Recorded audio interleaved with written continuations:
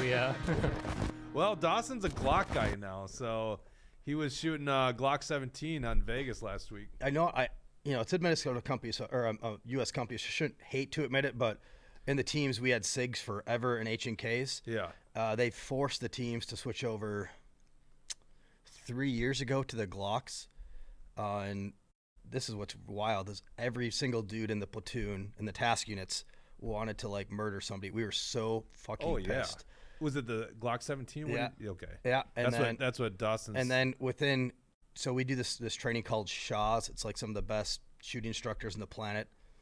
Within 2 weeks, I think in my specific task unit, 9 of the 14 operators had better groupings within 2 weeks. Oh, really? With the Glocks. Okay. Than the SIGs too. I mean, people can hate on the Glock all day long. It's a great firearm, no doubt that's about just, it. It's very forgivable. And I was one of the 9. Yeah. For whatever reason, it just has like a little bit of a lower natural point of aim. Right. So when I draw, I was so fucking good with the Glock. I mean, I was one of the guys who's most poo-pooing on the Glocks, but no, I was better. Well, you'll appreciate this. So, and by the way, we're live. Welcome back, Truth Hurts audience. We got Schwarze in studio, and by the way, we're talking guns. So let us finish this conversation before we get into things.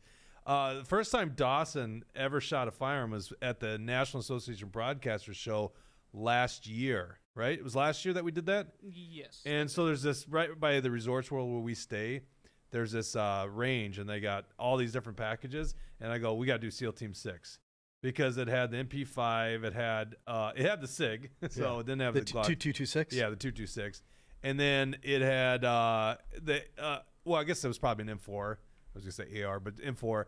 And then they had a 249 saw. I was like, you guys are going to want to shoot that thing. Yeah. So then they did that last year. And then this year I was looking at the stuff, and I go, guys, do you want to shoot the Rambo gun? Because they had M60s. Now, they haven't shot the 240 Bravo, but they got to shoot the M60. And Dawson, what'd you think? The Rambo gun was super, super fun. It was a good time, and honestly, like, one of my favorite guns I've shot now. But I don't think that anything's going to beat that first handgun. I love that thing. What was the handgun? So slick. Well, last year's handgun? No, this year's handgun. Okay, so that was the Glock 17. Yeah. Nothing will beat that? I loved it. He shot 2 handguns, a SIG 226 and a Glock 17. I'm not an adrenaline junkie when it comes to shooting guns. I'm more of like the practical, like, what am I going to use the most? Tucker in the comments says, I'm liking CZ's Shadow too. Yeah, well, not everyone has $1,200 to spend on a handgun. Jeez. Well, I spent so much. So as a military guy, and especially as a special operations guy, we get a lot of the Gucci gear. And as a task unit commander, we got the Gucci's to the gear, but still, people think like, SEAL Team Mission Commander, you've got the best of the best. Well, no, we don't. Everything is still off the shelf, procured, more or less. But so when I got out, I started getting into guns like a lot of vets do, and I built. Since I know you guys are gun guys, I'll bring it in sometime. The sickest 300 Blackout on the planet. It's less than 4 pounds. It's got a 6.5-inch nickel chrome lined barrel and carbon fiber exterior. It's got a 7-inch can on it. That's a carbon fiber can, titanium can. And then every single piece of the whole gun, other than the actual upper and lower, that's like built aluminum. Everything else in the entire gun is either carbon fiber or titanium. And you said sick. Under 4 pounds? Yeah. So that's half the weight of a typical M4. Yeah, it's sick. And it's got less than half the weight. And it's got a Timney trigger on it with a 1.5 pound pull. So you like cough on it, it's going off. Oh, that's so funny. With the best round out there too, 300 Blackout. I got to show off the picture that you made me take while we were there. In front of the Israeli tank. Yeah, you learned a gun run. He learned how the guns run on you when you're fully automatic. Yeah. Which, by the way, I mean, Dale was like, "Well, it's not all center mass." I go, "Dale, you're shooting a machine gun. That's not what they're for. They're to keep heads down. To provide a heavy control volume of long range accurate machine gun fire is like the." I saw a picture of you when you were a Marine, so you were a grunt. Yeah. And looked like you were probably manning like a 249 Star or 240 Bravo or something like that. Yeah, and the initial push to Baghdad, I was an assaultman in the Marine Corps. Okay. So rocket launcher and explosives and breaching, and then when you say rocket launcher, you're saying you got the 203?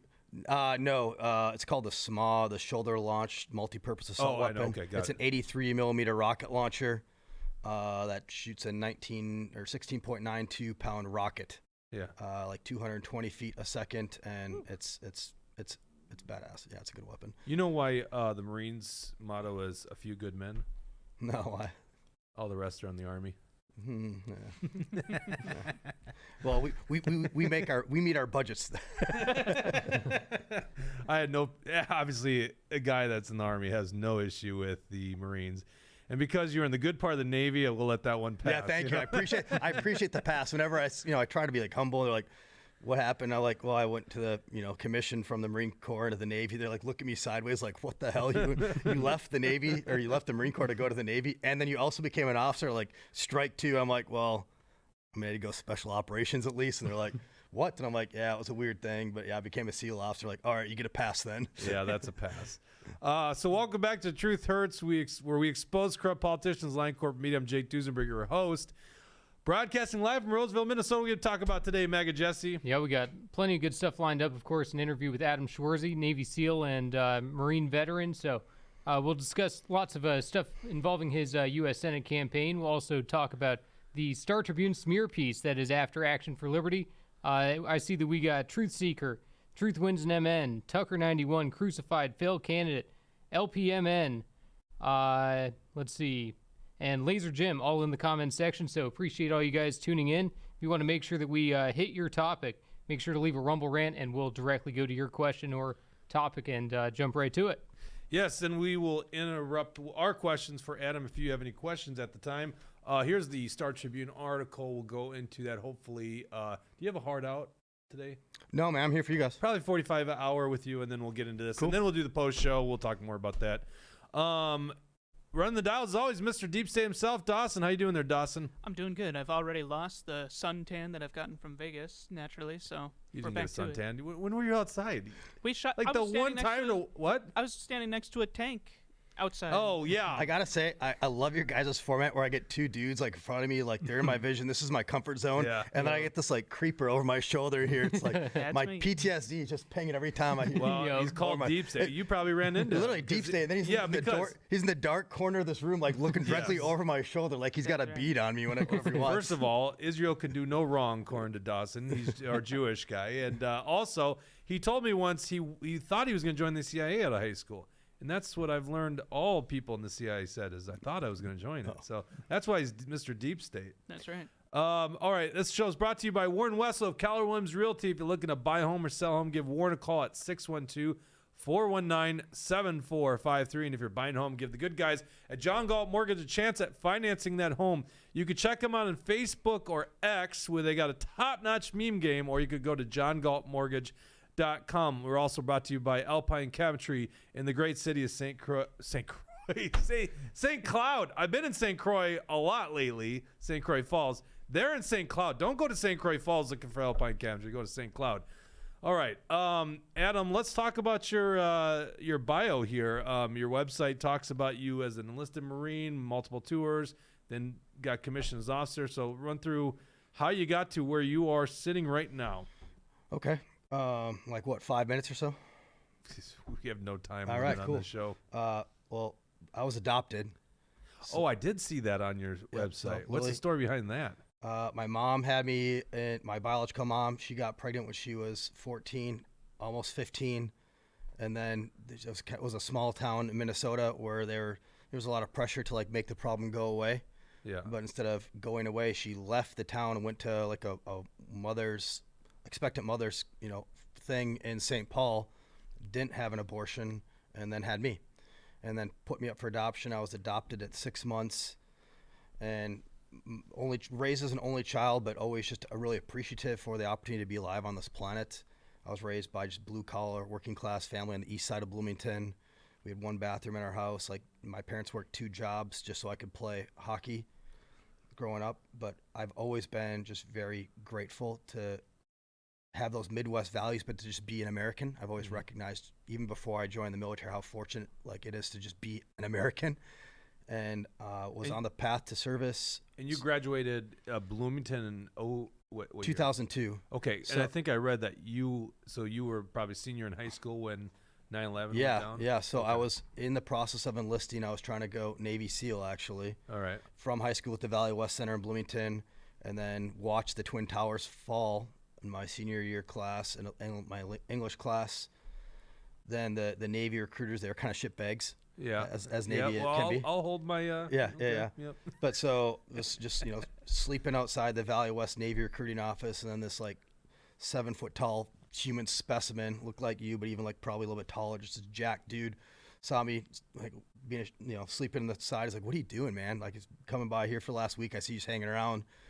I'm like, "Well, I was trying to enlist in the military, and then the Navy is shut down." He's like, "What were you trying to enlist for?" And I said, "SEALs." He goes, "Well, I like you, son. Come with me. Have you ever heard about the Marines?" I'm like, "No." I had no idea actually what the Marine Corps even was.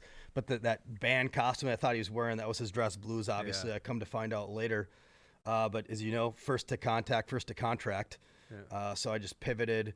He said, "We're first to fight," and I took him at his face value, and he was correct. So on my 18th birthday in October 2001, enlisted, and then graduated May. In June, I was on the Yellow Footprints in San Diego, and then that same year I graduated, I was on my first combat deployment to Iraq. Wow. I did all 5 phases of OIF through 3 deployments, and then is that the initial push then? Yep, we were the initial push. We were the tip of the spear going up Route 1 when I had the small, that rocket launch that we were talking about, I think, before we got on air, and then the 249 saw I was on top of kind of the track. I was on top of a track. We were on a track company throughout the entire push, and paying the man, burning our shit, and my home for that first 9-month deployment was whatever I dug for the night. We traveled during the day, and then at night, whatever that your desk is about the size of the fighting hole for 2 people, and, up to the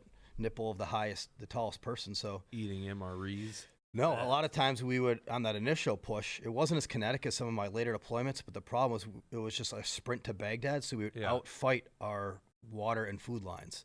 So fighting in the desert sucks. You need a lot of calories, but we were going so quick, the resupply lines can keep up.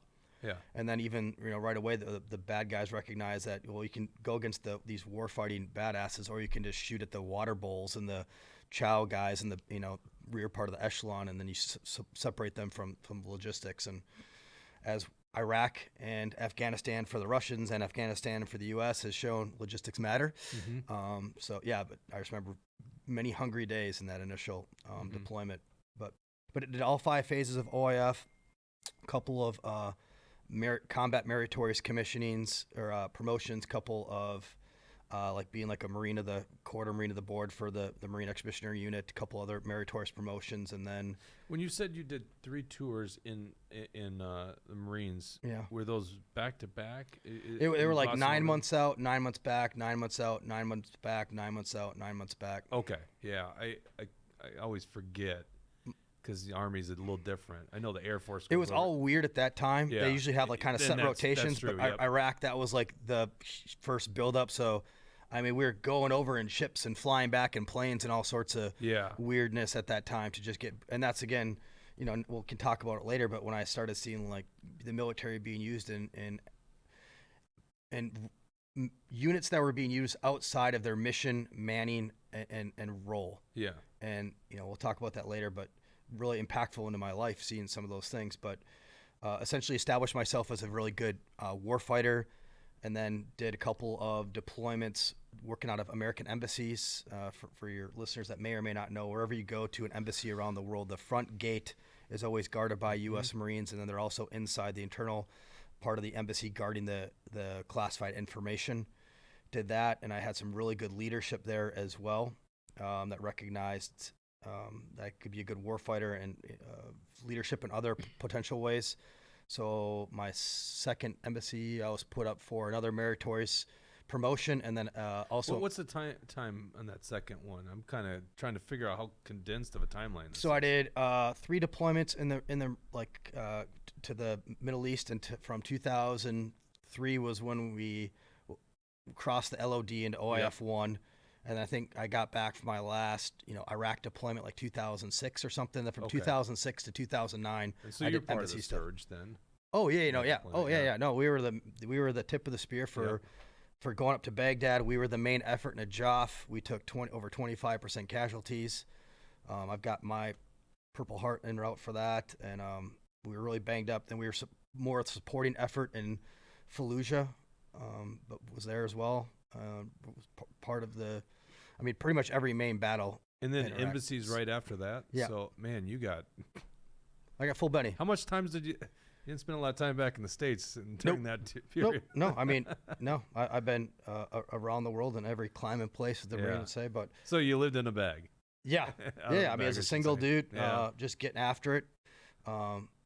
Again, just really loved our country. Didn't ask a lot of questions. Just wanted to serve. And I, as you know, as a military guy, we talked about before the show. You don't, especially as a junior enlisted guy, you don't write your orders. You go where they tell you to go. Right.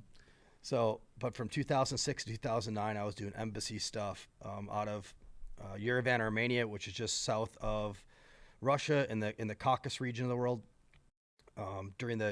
When Russia came down and was jacking up Georgia, that whole international crisis, and then over to Bamako, Mali, and at that point I was selected from the top 1% of the enlisted Marine Corps for a commission. It's like the Green to Gold program in the Army. Okay. And Yep. the Marine Corps was called MECEP, the Marine Enlisted Commission Education Program. The Navy has their own thing as well. But so I was all set to go to the Wolf School of Foreign Service in Georgetown and be a nerd. But kind of another important part of my story is after my first combat deployment, when I came home to Minnesota, I met my biological parents, which was No really cool. shit. This is Wait so a uniquely second. America. So, like, they're together? Yes, it's the wildest story. So I'm glad you already are appreciative because, again, this is like, I'm so blessed. I was always told I was adopted, but because I was the only child and it was like the sky is blue, it's all I ever knew in life. It was like, I'm adopted. Cool. Like I have great parents that love me, are trying so hard to provide for me. They always said wonderful things about my biological mother. And then whenever I asked a question, they kind of knew the answer, but they never pushed any information, but they just allowed me to kind of grow and become inquisitive. And then as I got older, I just became more inquisitive as, adolescents do. And then I had some really impactful things happen during my first combat deployment. I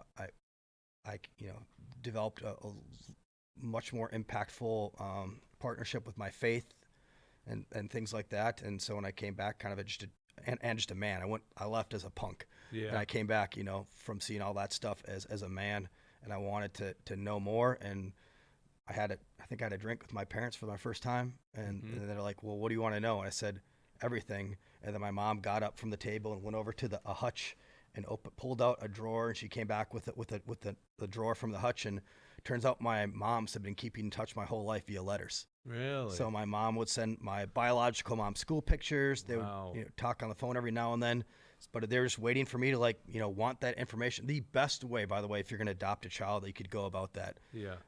And then I asked more, and then that's when I found out that my biological parents, he was a senior, she was a freshman when they had me. Like the most of the people don't even know, like, in that town, like, because it's a small town, so like there's only like a few families that always even existed.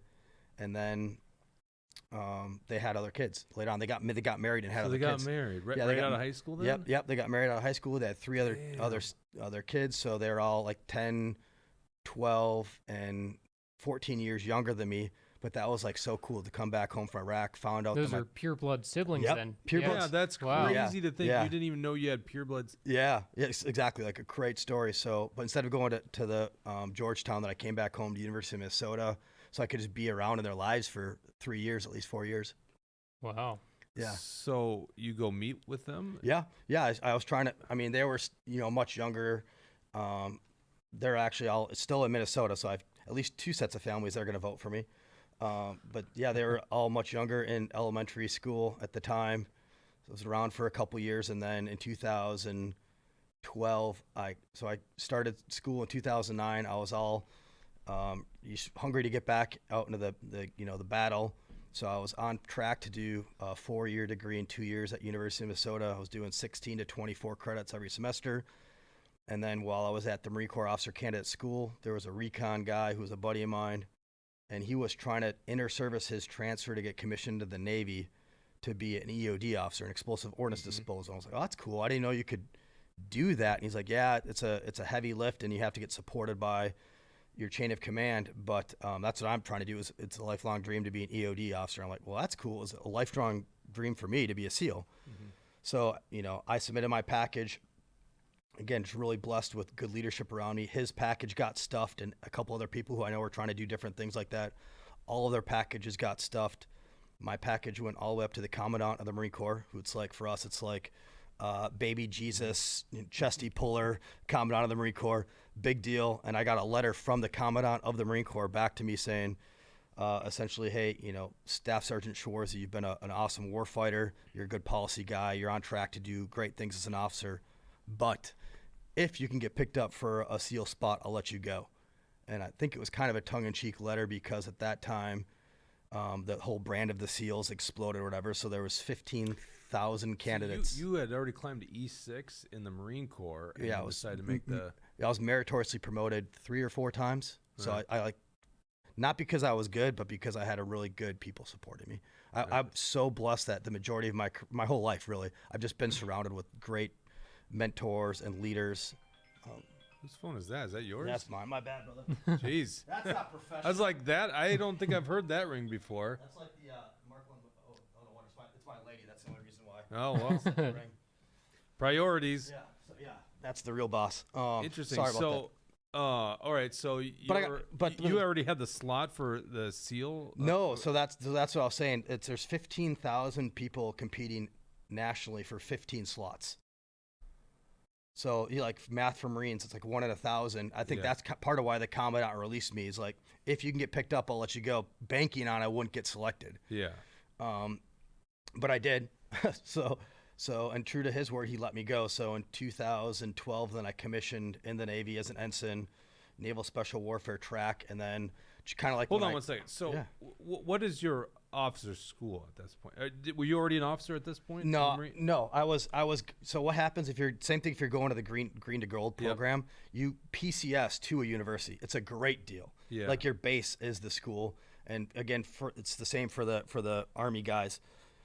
If you're into a program like that, your job is to get a college degree first and foremost, and then your 1 Bravo mission is to mentor the Army ROTC or the Naval ROTC students. Yeah. Because you're like a shit hot enlisted person, right? Like they want those officer candidates to see what a good enlisted member is. So you're saying that you basically got accepted to school as a Navy guy? No. So now I'm confused. So by the way, I was ROTC. Oh, okay. But I was enlisted too, so I got skipped the first 2 years of ROTC. I was at U of M, the castle. Yeah. When did you go through? Commission 05. Okay. Cool. Yeah. That's badass. So still the same building when I went through in 2009 to 2012. But what? So you were one of the enlisted guys helping out with exactly. Oh, gotcha. Okay. Exactly. So that's exactly what happens. It's like you're like, hey, you're gonna go to this school, but you're still like an enlisted guy. Yeah, because they need support staff. That's exactly teaching the kids how to march yeah, and stupid shit. All that. Yep, or exactly. They teach the Navy. Yeah. No, same. The Marines like, oh, we're gonna teach you Navy. And they're like, we don't do that. We're like, oh, that's all I know. Yeah, I know it was like the same floor, the Navy and the Marines, but yeah, they didn't. Yeah. The Marines love their marching. But that's exactly what it was. So I was an enlisted guy at the university, mentoring the in the Navy called midshipmen, but the cadets or whatever. And then you go to OCS. Yep. So I did Marine Corps OCS. Okay, that was. So I went to Marine Corps OCS in between my freshman and sophomore year, and that's where I met up with my recon buddy who told me that he was trying to, go to the Navy, and that's where it's like, holy cow. And then could you get commissioned before getting a degree, or did you have to wait to get a degree? You have to get a degree. Yeah. Okay, so they don't do anymore. So what did you get commissioned into, the Marine Corps? No, so I went from like May 13th. I went from wearing like the sexy Marine Corps dress blue uniform to wearing the milkman uniform. I went from Marine Staff NCO to Navy Ensign. Okay. Well, Very weird. Technically, the academy is both Navy and Marines, so I guess it's not the craziest thing. That's just so weird to an Army guy like me. It's a very unique path. Yeah. Very unique path. Okay, so you become an ensign or whatever the hell the Navy calls you guys. Yeah. Your lieutenants are captains, and your captains are colonels. Yeah, it makes all sense. Yeah. So did the commissioning in 2012. I did 2 deployments with SEAL Team 3. And then in 2000, I feel like you glossed over something, I don't know, called Buds or something like that somewhere in there. That's what every Hollywoodizes. But here's the truth about the hot take on Buds is, it's the whole thing is to try to. That was when the deception of Buds was to simulate like a week of war. Yeah. Well, I'd already done a million deployments in combat. Yeah. So Buds was not. I mean, it was difficult, but Buds is in Coronado, San Diego. Yeah. You have hot chicks in like bikinis. It's like and you get weekends off too, you right? get weekends But off. Hell Week is the real killer. You get Hell Week, you know, Yeah. and then you get each actual phase has its own version of Hell Week. So you have Hell Week, and then you have Underwater Hell Week, Oh, God, and then you yeah. have Demo and Tactics Hell Week, and then you have Junior Officer. There's a lot of Hell Weeks. The one that's mainly like publicized is the Hell Week during first phase, but You know, it's really interesting. I assume you know who David Goggins is, Yeah. right? So I read his book, or maybe it was a podcast, whatever it was, but he was talking about SEAL school versus Ranger school. And, Ranger school is basically starvation for 2 months, right? yeah. There's no passes, anything like that. I always just assumed, being an Army guy, that Buds was the same thing. No. But no joke, Hell Week sounds pretty terrible, and people die from that. So People, I mean, yeah, I guess people do die, but it's not. It's the whole thing. I'm not saying it was easy. It was difficult. Yeah. But just don't quit. And for guys that have combat deployments under them, they generally do very well. And yeah, also, and that's probably rare. Yeah. Well, certainly for an officer. yes, well, and Right. that's again like they wanna. The whole point of Buds is to find character flaws and find people that, especially in the officer corps, that I don't want this guy leading me. Yeah. Screw this, academy guy who thinks he's too cool for school. Well, you have a guy who literally burned shit in his first 2 deployments. I'm pretty humble. I was a combat meritorious promoted a few times. I've got combat valor awards. Yeah. I was a known quantity in combat. So to be honest, the instructors really didn't look at me the same way as they would look at a Naval Academy ensign per se. I know that my Buds experience was also a little unique because of that. Yeah. Also, I was 29 years old, so like a lot of the mental like games they play, like Right. it's just not going to Yeah. affect me as much. What Right. really affected me is I had to be like careful for injuries Yeah, no doubt about that. because if I'd gotten in, this is like going big or go home. So I was 10 years in my career at that point, but we were actually fat in officers in the military. So what that means is if I either failed or even had gotten injured, a 10-year, very good career, stellar career, they would have just said, "Hey, thanks for your time. We're separating you from service." Well, it's cutthroat. I mean, Very there's not a lot of cutthroat. officers in the Navy SEALs, so Yeah. But what I'm saying though, usually if you're an officer and you don't make it through or an enlisted person, they'll retread you somewhere else into the Right. military. They would have separated me from the military. oh, completely. Yeah. Oh, I misunderstood bec- what you said. Holy crap. Yeah. So it was like a big go big or go home. Literally. LP Emmons says, "Who's going to carry the boats?" And Brad Gans says, "And the logs." Yeah. Well, and, there's something else I wanted to ask you about, Adam. Dawson, if we could pull up the A2, there is an Alpha News article titled "Retired Navy SEAL Explains How Military Meddled in His Plan to Run for Office." Yeah. And, when I was, go ahead and scroll down a little bit, Dawson. Keep going, scroll down a little bit further. I want to read a portion of this article here. Yeah, Yeah. right there. Thank you. Schwarze worked with the Department of State for several years, which opened his eyes to America's foreign policy. He moved up through the ranks and was selected for a Naval Special Element Team, which positioned him in Hawaii from 2016 until COVID-19 hit in 2020. On April 9th, 2020, then that spring, the first spring of COVID, his residence at his station in Hawaii lost power. He was approved by the military to travel to a neighboring island to stay in the meantime. When he and his girlfriend arrived there, they were immediately stopped by officers who assumed they were tourists. Tourism was at a halt at this point, and Kauai policies in place just didn't make sense, Schwarze said. So essentially, it goes on here talking about how you and your girlfriend tried to go to a grocery store that you were stopped. This eventually ends up culminating into the military calling you a traitor and all kinds of things, simply because you were trying to run for office. There was paperwork that was missing. Kevin Kramer got to be in. clear, it's 2 separate events, but Okay, sure. Yeah, well, go ahead and explain the entire backstory for us then. I mean, everything that you just read from Alpha News is correct. Essentially, I'd like to actually finish the sequential order of my career and then get to Sure. that if we could. Yeah, we're go ahead. about there. But 2013, completed all my SEAL officer training, did 2 deployments with the West Coast SEAL teams, and then in 2016, I screened as the only guy in the entire junior officer pool from the Navy SEAL teams. So we're already a pretty small organization. I was the one guy selected for this entity that does underwater, very nationally strategic mission sets for the United States of America. They are out of Hawaii, and that's what I So did. you blew up the pipeline. Oh, I'm kidding. Well, I mean, I'm out now, so it doesn't matter. I'll just tell you, like, so eventually in my career, I was actually supposed to transition out into a different agency that does stuff. I probably because I was only like a handful of guys that have the underwater skill sets to do those types of things. I might have been a part of that, but it doesn't. It's neither here nor there.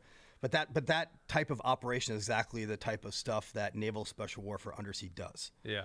What does that stress? Just as a guy that doesn't understand that, like covertness, or the fact that you could do certain depths. What is the uniqueness of that? The uniqueness is as being an anti-war guy, there are certain things that small mission units need to be doing all around the world against near-peer great power competition competitors. So covertness is things below the kinetic law of armed conflict. Yeah. There are mission sets that are critical, truly critical Right. to our solving our national information requirements, called PIRs, priority information requirements. That if we don't have guys that are training these very specific, nuanced missions, we will fall behind Russia, China, North Korea, Iran. Like that. That's uniquely the actors I worked against from 2016 until I tried to get groceries in 2020. They are critical missions there, and again, if you're working against those peers, you can't fail. There are no fail missions, because if you're going against an adversary that has nuclear weapons and you screw that up, and I can't get into like what we're doing, but there's very important things, so you can't fail, truly. So that's why I do like to talk about that as my background, that I've a track record of building high performing teams for these missions that you have to pass. Failing's not an option, and that's truly, that's the mantra I'm taking to this U.S. Senate run. Yeah, so it's so interesting. Like it seems by all accounts a very good, distinguished career in the military, schooling along the way. Yep. So how does this end up in a point where the Navy's calling you a traitor? That doesn't even make sense to me. Well, bro, it's disgusting. It's sad, but it's two specific events. But I like to tell everybody, I'm in campaign mode now, that nobody cares about politics till something personally affects you. Traveling all around the country or all around the world, 9 deployments, over 70 countries in total. Every time I came home towards the end, doing all these really important things behind the scenes to put up W's for American national security, and then to come back on the grid and like America's worse off. And it was just like a gnat, an itch. And I didn't understand it at first, but it was becoming more apparent. But I'm focused on work. Like, to put it in perspective, every single day from like 2019 to 2022, we were diving for this like Super Bowl mission. So, and I'm the mission commander. Every single person is vetted. Every single piece of gear is like designed. You're working with industry. You're working with academia. You're working with every agency under the books for these their combined agency operations. Very important. Wasn't paying attention to our own country, except for understanding that every time I came back, we were like in a little bit worse position nationally, and just like leadership things like our debt, our budgets, like our public safety. And then, being Minnesotan, I'm paying attention to Minnesota. My family and friends are all still home. Like we're backsliding, right? And then the aha moment that, you were talking about, brothers, is we're on this 4-hour tether, power goes out, get approval from my task unit commander to go to Kauai. It was the very beginning of COVID. And I'm empathetic that COVID was new and people were scared. No one knew what was going on. Nobody knew, and people were scared. But that's everything you read was true. I land in where you Kauai. said it was draconian policies. Draconian, like so unconstitutional, disgusting. Yeah. Like they land and they like immediately like are talking crap to me because I'm a white person. As if I'm like, some kind of rich tourist or something. Right. And I keep a low profile because that's the nature of, I didn't have any social this is media. in Hawaii, which is already really restrictive of things. Yep. Like, Yeah. you have to declare, you Yeah. can't bring fruit back from it Yeah, or something yeah. like that. Yeah, it's crazy. Yeah. So- Hold on, we got a rumble rant real quick. Yeah, let's see. G. Ballstad says, Adam, do you support war against Iran? Why did the U.S.-Ukraine bomb the Nord Stream pipeline? Does AIPAC influence Congress into war? And do we need $1 trillion No, you only paid defense for budget? one rumble So- rant. That's 4 questions. Yeah, That there's doesn't 4 count. questions Plus, you're there. ruining. We'll get to his questions. I want to finish this Yeah, we'll story. finish Mike, the story first. My and then get to- God. You said question, that was like 10 questions. Yeah, Yo, man, I'm still- it's a little sneaky there with a $5 rumble I'm rant. still an enlisted Marine at heart, so I need like one question at a time. I'm happy to answer all of them. Just give me one at a time. Yep. Otherwise, you're going to get me confused. Yep. but So you're talking about draconian policies when you landed in Hawaii. yeah, they literally. I mean, the bottom line up front is I was arrested as a military service member with a perfect, immaculate record, who's never broken a law before. Like, and when I say arrested, like I was cuffed. My girlfriend was cuffed. Really? We were put in a Is this your cop wife car. now, or is this She's still my girlfriend because I'm not smart. But put into cop cars, and then on the way to like the police station, I'm like, just so you know, it was a white cop, and I'm like, hey, I respect police officers, but like this is illegal. Like we didn't do anything wrong. We even tried to get groceries delivered, like you guys said. It was a grocery store right across from the Airbnb. And oh, by the way, I'm also a Navy SEAL mission commander on like the hook for something really important. And he just went white. He's like, oh my God, the local assistant chief of police, she thought you guys were tourists, and so we tailed you here. And Wait. yeah, they took me down like I was Capone, bro. They had inner. What was the charge? What did you do? The official charge was violating COVID restrictions. But besides being unconstitutional in every But what was way, the restriction? Not masking? No, they Going said out? the police. She was a local police officer, so she's a local Hawaiian. They said that I should have quarantined in place for 2 weeks Because of your travel? because I traveled from Oahu to Kauai, Gotcha. What's the time frame here? Like right in April April 2020. 2020? Yeah, Yeah, But- that's how nuts. but even there's the- that infamous, in California, the guy was wakeboarding or whatever on the beach. That's not what you call it. What is when you're on the board and you're Paddleboard. Oh, paddleboard. Paddleboard. Yeah, it's paddleboarding. Yeah. I think it's paddleboard. Anyhow, like getting vitamin D in the sun. Yeah. Alone. Oh, Like, brother, that could was you that- think of a that was better Hawaii. thing to do during COVID Bro, than that? they And would give you arrest them. tickets if you're gonna go do like hike up a mountain on a trail all by yourself. They'd give you a ticket in Hawaii. Governor Walz made it illegal to camp in a state forest. Actually, I get The reminded. closest this time- Governor Walz has gotten to combat is shooting his own people with paintballs. I know, right? I get reminded of this every turkey season because the first time I think I publicly did anything against the COVID orders, the legal COVID orders, was I went and camped in a state campground or state forest for the turkey opener. That's wild, man. Yeah. so- And by the way, there was cops that came by, and I don't know if they thought they were totally chill, but I think it was because they knew that there wasn't supposed to be anyone camping. Yeah. So totally stupid. Okay, so they actually arrest you. Yeah, so we left the grocery store and they had inner and outer court on set. It was like it was like a tier 1 It was mission. the whole team. No, bro, it's 5 cars, 5 cop cars. Wow. And then Oh my so I'm eventually in the cop car going to the Hawaii jail to get booked or whatever, and I like, hey, by the way, this is why I'm here. And he just goes white and he goes, oh, you were misidentified by like the assistant chief of police, who's a local looking lady who thinks that you're a rich white haole, was what it's like that's they call the white people there. And he's like, but I'll make this go away. So I'm like, okay, cool, you got me, bro.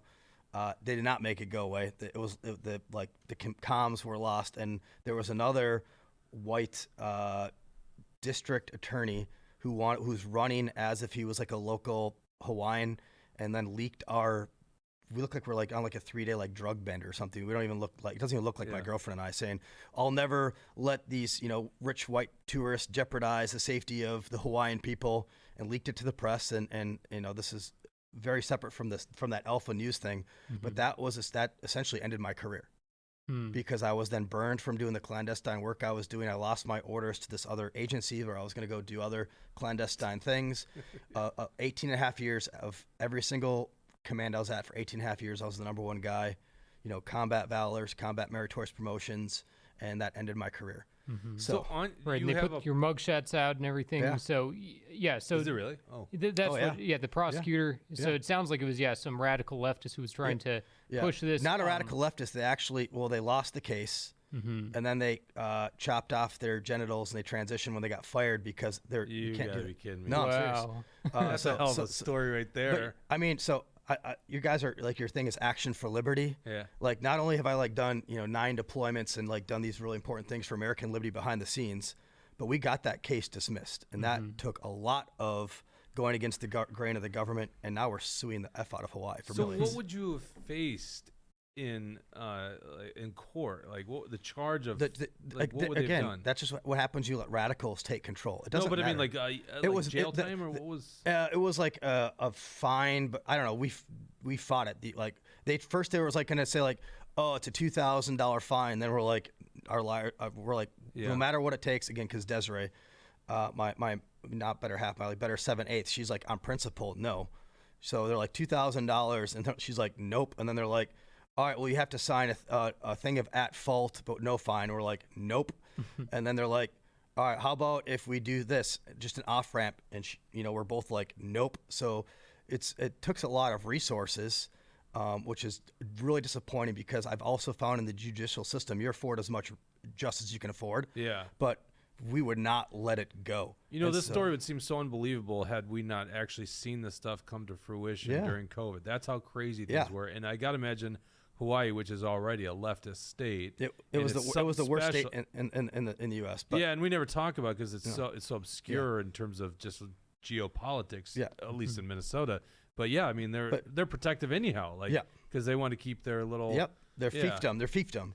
Well, that too. I was just gonna say, it's so detached from things. Like the fact that there's not even there's no snakes in Hawaii is insane, right? Yeah. Although they're overrun with axis deer, apparently. Yes. Oh yeah. Islands. And there's an island that has the best axis deer in America. Lanai? No, not Lanai. I'll think of it later on. There's the island right in between Lanai and Lahaina. Anyway, so this happened 18 and a half years in your career. And then, but you are retired, right? 20 years. Yeah, at 20. If you get out 12 like I did, they call it quitting. Yeah, no. So the story actually gets a lot weirder and sinister. But the thing I want to highlight is, like, I know, like, Action for Liberty is your brand. We did not let that go. This show's actually separate from Action for Liberty, but I founded Action for Liberty. Oh, okay. So I get well, it's called Truth Hurts Show. Okay, well, Truth Hurts Hawaii, because they lost the case. Now they're getting sued. I mean, the charges were dismissed with prejudice.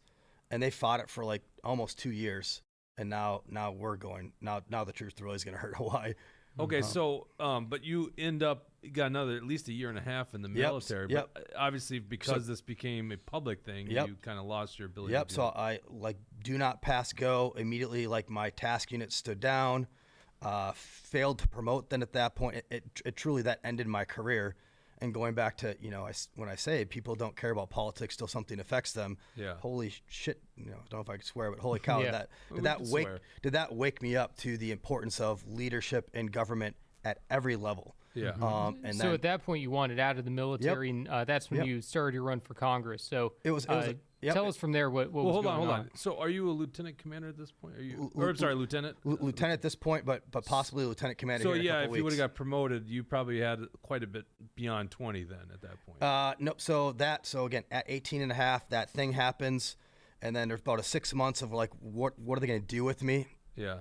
And then I tried to just resign my commission, which is pretty unheard of at 19 years. Really? Oh, I was pissed. Yeah. I actually know someone in the Air Force that did that 19 years. Yeah, 19 years. I was just like, nope, I'm over this. And my commanding officer at the time, he said, you stop. I'm not gonna approve this package. You've been, again, you're an epic warfighter. You've done all these great things. I'm not gonna allow you to just like ruin the rest of your life because of this incident. You've done no, medical things throughout your career. Go, just take care of your body. Get ready to separate. We'll take care of you at the command. Just go, take care of yourself. So I did, but I was still angry and wanted to then, you get this as a military guy. My whole life I've served, and when I find problems, I don't just like, oh, there's a problem, or like talk about the problem. No, I get crazy. I embrace the problem until I can figure out what the sources the problem is, and then, find a solution. Right. Well, at that point, I could no longer operate. I couldn't do the sexy missions behind the scenes for America. I couldn't do anything strategically impactful, well, except for be part of the solution in government. Mm-hmm. And then I realized that, statewide, I've been out fighting wars my whole life, but I'd, gotten an undergrad from Minnesota in political science. I'm very versed, hanging out with the embassy and in the international space to learn policy. So I knew foreign policy specifically. I knew about like the effects of war, what policies look good for the Department of Defense, and what are failed DEI initiatives that were happening since Obama era. Really, that's when DEI really was. Obama was DEI before it was cool. So I was going to run for office. I met with a couple people from Trump 1's administration in his ethics office. There's a 4-page document on what you can and cannot do in the military for like, well, you're active duty, and it's a very, very narrow, but it's the to be succinct is over 270 days of service, you have to submit a letter to your service secretary. So for me, the Secretary of the Navy, requesting to do anything. Submitted that paperwork up. Unsurprisingly, it was the Biden administration, got no action, so I did nothing. Under 270 days of service, so 9 months, you just have to submit a notification to your first flag officer, who for me would have been the commander of Naval Special Warfare Command, saying, hey, I am going to be a candidate. And there is actually legal precedence for this. In 2016, a Special Forces Green Beret, while he was active duty, was running for Congress in, I think, Virginia, as a Democrat now during Trump won. Do you know what they did that guy? Mm-mm. Well, fucking nothing, because the Republicans don't play dirty. Yeah, well, nothing. That's true. So they're completely unfettered, but that guy was the kind of the template for the campaign I was putting together. Essentially, Desiree filed with the FEC. She had like a committee put together. She was doing everything in absentia of me, and it's really narrow what I could and couldn't do. But essentially, all I was doing at that point was, sorry, really important here. We submitted that notification to the military, got approval from my executive officer, and my commanding officer knew what was going on. And then even on my out-call interview with my executive officer, he's like, oh, you're going to be the next, like Eli Crane or whatever, like, Morgan Luttrell. He's like laughing, like, yeah, I'm the guy who's going to be the next sellout. I get it. But there's a reason why SEALs are getting involved. It's because this is an important mission, right? There's a lot of them now. Yeah, right. Yeah. But essentially, it was a known thing. Submitted 13 times, got confirmation from my chain of command that my notification was received. So in like December. Well, what are you doing right now as a job at this So point? at that point, I was leaving DC, going to Minnesota to do what's called Skill Bridge. It's kind of a newer program, but essentially the last year of your service, you can work for an outside agency. You can't get paid, but it's to bridge skills from the. You mean you can't get paid by the agency, but you're still drawing your exactly, active duty pay. exactly. So Okay. so actually it's a great program. It's to get veterans so they're not like on the streets after they get out. They're working. That's interesting. It's a win-win. The organization, the company you work for, they get free labor, and it's a free year of essentially interning for them. But then if you're doing well, you get a job, right? So I was interning at I have another SEAL buddy who has a nonprofit called Veteran Elite Team Building. The whole point is to get veterans into jobs around the country. So I was doing that, and that was where my Skill Bridge assignment was. But I was mostly doing. Wait a second. When you said agency, I assumed you meant a federal government. No. The government's paying you full time to go work for a nonprofit, or work wherever. Yeah, it's anywhere. Yeah, anywhere. They just have to be vetted by the Department of Defense. Boy, that sounds like that's breeding grounds for corruption. No, it's not. It's not like general. It's not like officers are doing it. It's more junior officers and enlisted people. Yeah, but I'm just saying, like, the federal government could be basically providing free labor to a company. That looks bad against their competitors. And in terms of nonprofits, you sound like you're working for like a respectable veteran one, but we know how government donates a lot of money to, feeding programs and daycare facilities. So, I guess I can see where the concern would be, but this is truly to keep a lot of veterans, especially like enlisted guys. They get out and they don't have a path. They don't have an employment lined up. Right. And that is a big problem. Yeah. They go down these really dark paths then, right? Because they haven't worked for anything. They have no cooling off period. It's like one day you're in the brotherhood, the tribe, the next day you're on the street, and you no resources or anything. So essentially, at this time, you're kind of like you're out there in this transition period. Yep. It sounds like it's an official program, and you're trying to run for Congress. Yep. By all means, it sounds like you don't show up in a uniform every day. No, you're completely decoupled from the military, other than you're getting paid, and like you still can go to like get support things from. The whole point is skill bridge to bridge your skill sets and whatever you're doing. If you're a welder or a mechanic or whatever, you go work for your local car shop. And I'm really like torn on this thing because it is interesting. This problem with the military is they don't usually take care of their people. So in this regard, it's almost taking care of your people. That's exactly what it's for. Yeah. But all right, well, I didn't think about the concerns you have, and I'm like, I can see the corruption in government. Yeah, well, no, totally, but it's not. It's a VFR direct, so it's point to point between the veteran who identifies the employer. Yeah. And 99% of the employers who are taking part in this program, they're usually like blue collar jobs to like again, get like the welders, the mechanics, the aircraft maintenance people, to do jobs in the real world. So they leave their uniform, one day, and then now they're like actually like a productive member of society, and they're not on drugs and homeless and all the pitfalls of leaving service. But so let's I got another rumble rant. Fail Kansas. Let's go to the important question: why support Haley? I'm sorry, I usually say interrupt, but I really want to get to the end of this thing. So you're trying to transition into the civilian world, hit 20. Yep.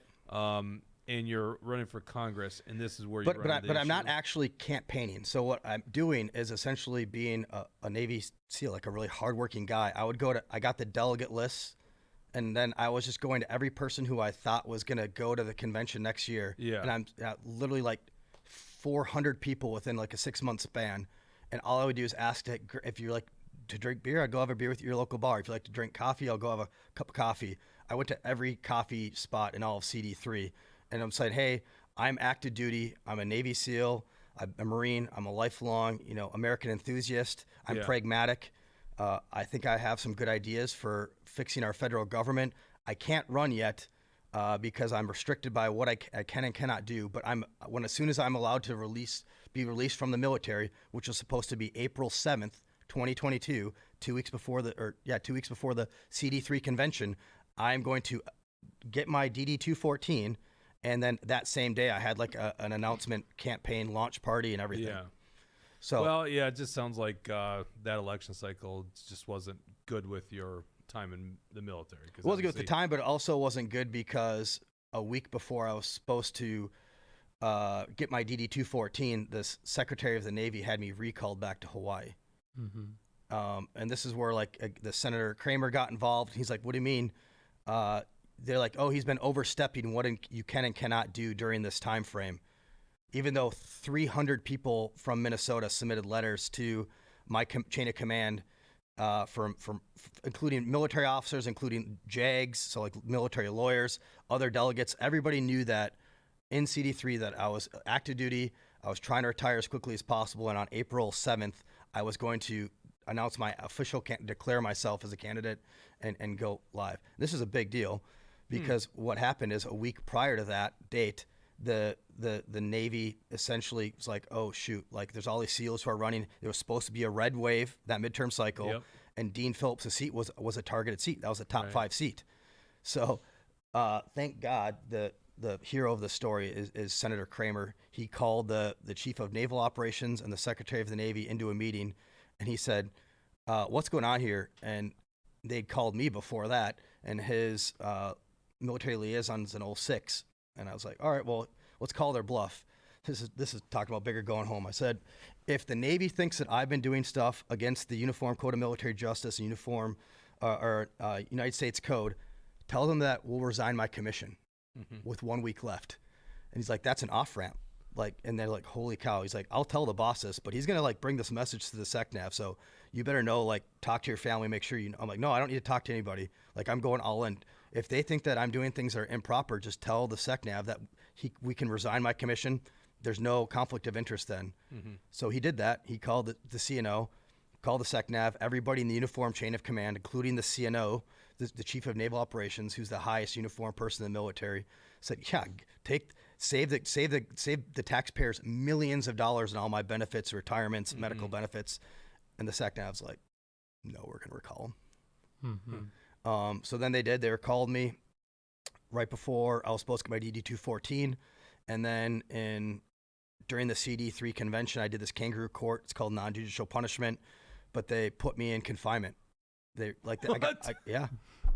got renditioned back to Hawaii as a U.S. military officer in the peacetime who's never done anything wrong, never broken a law.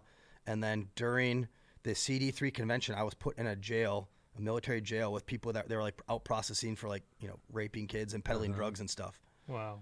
And it was just because they didn't want me to talk to people back in CD3 and get endorsed, because everybody's pissed. In CD3, I was the guy that they liked. It was me and a couple other candidates who just weren't working as hard. I developed, when you go and have a beer with a dude and say hey, this is what I'm about. These are my value sets. This is what I'm running on. hey, I'm on your team, and then a week prior to the, or 2 weeks prior to the CD3 convention, you ghost everybody. People were pissed. Yeah. People were, and again, this is the wildest story. Why do you think the Navy had this thing for you? I don't understand. Like, Because the Secretary of the Navy Del Toro was part of the DNC before he was appointed to Biden's second half, so they knew the stakes. Yeah, and I also read that they took away your Navy SEAL Trident. Has that been restored? Well, I have good news on that, actually. So I was in a prison then over the endorsing convention, and then they eventually let me out. But now I'm over 20 years. They don't let me retire, and then Senator Kramer gets involved again. Like, okay, you've had your fun with your little chew toy. Get him out. And they didn't want me to get out because I immediately would have gone on to this show, Fox News. I would have gone on international TV to say this is like what happened. This is like a daylight robbery, right, for our political systems. Talking about like election integrity makes me want to puke when the Democrats talk about election integrity. But so they actually doubled down again. So the Secretary of the Navy then called me. It's kind of like a court martial, but it's administrative, not punitive. It's called a board of inquiry, where I had to go sit behind a board of all these high-ranking officers, and they detailed me an ensign, so another new guy who'd been in the military less than 6 months. Yeah. And they gave a 5-person prosecutor team, saying that I was violating the UCMJ again. I'm this shitbird, and they also said I've never been in combat. They said I was a terrible SEAL officer. They said I was a terrible Marine. They said I had never gotten valors. They just tore apart my whole record. They pulled my trident, and before that trial even happened. What does that mean when they say pull trident? Like they took my SEAL trident before this trial even occurred. Again, it's never happened before in the history of the SEAL community. Explain that to an Army guy. What does that mean? You were like a ranger, an infantry officer or something? Yeah, so what does that... So you have like an infantry tab, right? Or something? Yeah, but they couldn't just take away your ranger tab. It means you went to ranger school. Well, they can in the SEALs. They take your... And so it means like you can't have that designation anymore? Yeah, exactly. And they did that. So there's a process for that, and it happens usually in the SEAL community. It's like a younger enlisted guy gets like a Dewey or like does something stupid out in town. We soft pull his bird. So literally he removes it from his uniform, and that's like, they went through BUDS, they went through SQT, they like would, walk on glass to get their trident back. So it corrects their behavior, and they come out stronger, and their career survives. Very few oftentimes do we actually pull people's trident in what's called a hard pull, which is what happened to me. So that sounds like it would be scratched from your records, like you were SEAL qualified. It's still on like my DD 214 that I like did all these specialized schools, and I went through like graduated BUDS and everything. But they just like removed it so I couldn't wear it when I was still in the service. But it's a big deal, right? Well, yeah, of course. I did a lot for that trident. Yeah. So they have this board of inquiry now, and this was March of February. No, yeah. It was like 2023 where this happens, where they had this. So they kept me in another year. Jeez. So I couldn't go out and say, "Hey, Fox News, listen to like this crazy story of this military person who has like a perfect record, who was put in prison because he wanted to take part in democracy." And by the way, here's this exact same story that happened during the Trump administration, completely unfettered. Yeah. But again, this is like God's plan, because by doing that, then I actually had a court hearing, and all these charges are brought before the high-ranking officers, and there's like 15 charges of the Uniform Code of Military Justice that they said I violated, and they gave me a guy who had never done one case before as my attorney against 5 high-powered Navy attorneys. You know how that shook out? They didn't give you Tom Cruise? No, dude, they didn't give me anybody. We actually tried to get a guy who's like really good, and they said no. You get this ensign who's never done a case before. By the way, for some reason, that just started popping up on my YouTube again. That's such a great movie. Yeah, it's classic. But to not keep the story going after just 4 hours of deliberation, all of the high-ranking military officers said that there was no basis of wrongdoing. And the wrongdoing was it like conduct unbecoming? Yeah, exactly. And was it actually violating the policy of campaigning? This is it. So you get it. So like, as a military guy, so like they say like you violated the Hatch Act. Well, that's also conduct unbecoming. That's also general officer. That's also a disrespect towards superior commissioners. It was like 15 things that they just pile on at that point. And it's really important though to talk about in the military. It's not like a civilian court. In the civilian court, it's proof beyond a reasonable doubt. In a civilian court, the onus of like burden is on the prosecutors to like, hey, this guy, without a doubt, he screwed up. In the military, you just have to have a preponderance of evidence. Like, oh, bro, you got a gold hat on. Well, the guy who did wrong things has a gold hat. So we can't prove that it's you, but because there's evidence, this was like a bona fide process. And maybe we got it right or wrong, but you have the gold hat. To get a no basis means there was not any evidence of wrongdoing. Again, it's unheard of to have one of these things go to trial, because the whole point is, why would you bring this to trial if there was no basis of wrongdoing? In this time, you're not in prison, right? No, at that point, I was just like doing administrative work in Hawaii. So they don't let me out. What did they do with a lieutenant? Nothing. And by the way, this whole time, ever since April 10th of 2020, I'm one of 8 guys that are trained to do that mission. Yeah. So they kept me on the bench for 3 years, one of 8. That's like 15% of your force, because you don't get another one on. It's called the UIC. And like the guys who do what I do, you don't get a guy in my UIC until I'm off the bench, till I'm out separated from service. All right, let's move on. We're an hour. I'm sorry. This is a very fascinating story. Let's go to. Yeah, we got another Rumble Rant, then we can touch on here. So, go for Big Guy 911 says, very disappointed to hear that you supported Nikki Haley. Eye Patch McCain would be proud of you. Please explain this. So, let's go ahead and talk about this. Dawson, let's pull up the A4. So this is a. Do you know who that's a reference to? Eye Patch McCain. Okay. So let's pull up the A4. So this is a press release that came out February 12th, 2024. On February 12th. There was only Trump and Nikki Haley left in the race. Dawson, go ahead and scroll down a little bit. You're listed on this campaign press release as the co-chair for CD5. So what exactly attracted you to the Nikki Haley campaign? Why did you agree to be the CD5 co-chair? Yeah. Everybody watched those Nikki Haley debates, Neocon Nikki, and a lot of people were unimpressed with her. So what drew you to her campaign, especially when it's just her and Trump left in the race? Well, I guess, can you pull up the press release? Yeah, put the press release back up on. Oh, that's just this thing.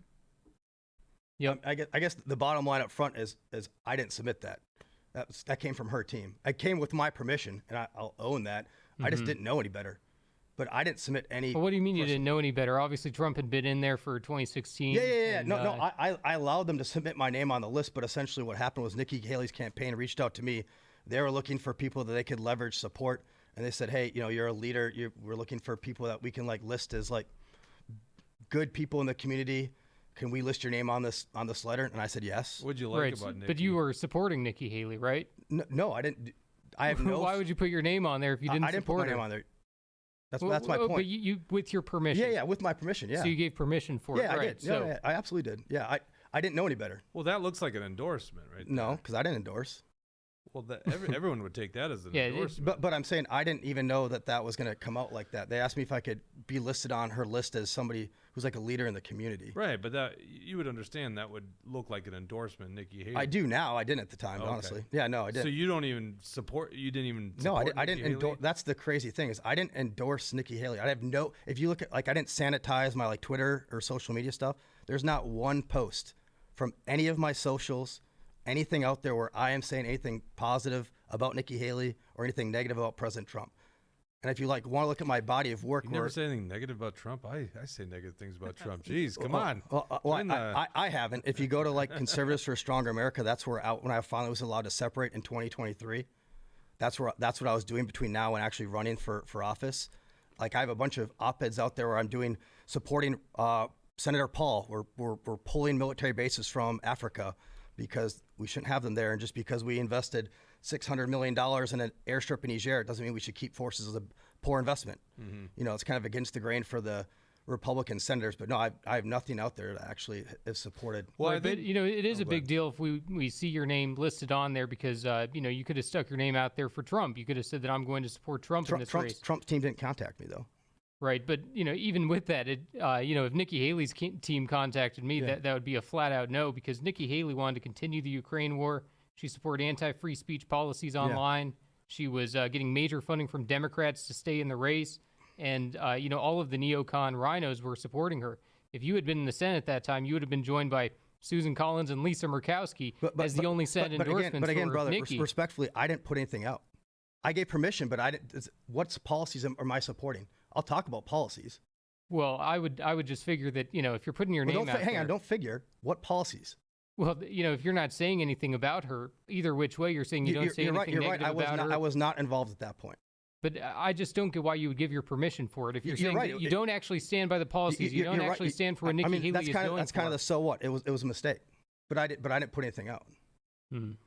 And but don't conflate them putting my name on their press release with the policy.